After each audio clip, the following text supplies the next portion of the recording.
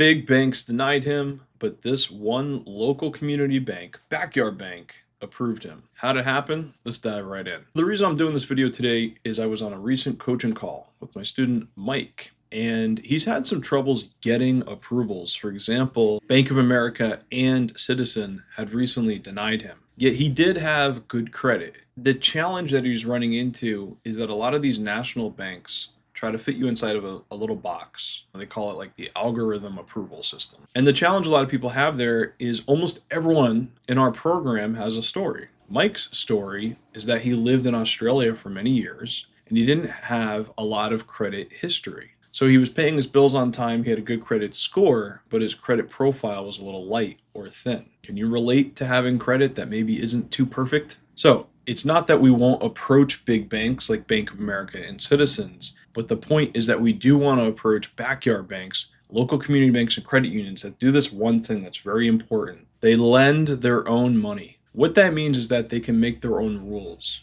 And when you have a bank that can make their own rules, you can actually find an advocate at the bank who can help support your approval process and really go to bat for you. That is truly the key of backyard banking and this entire business credit workshop system. Now, I know you might be wondering what the name of the bank is. I'm going to share that with you in just a couple of moments. But I want to share with you two things first. Number one, we're having a live call this month. If you want to attend this call, look for instructions here on this page or just reach out to us. We're going to go into more detail on this exact case study that I just shared with you. Number two, if you would like to find more banks that are just like this bank, this backyard bank, then you can just follow the training and follow the process and find them yourselves. We love teaching you how to do that. Or you can download my top 446 banks in your own backyard. It's filtered by state. And you could find the best top lending banks in your area, reach out to them and see what programs they have. See if you can find an advocate at these banks. You're going to have a lot better odds of success working with these local community banks, this backyard bank list,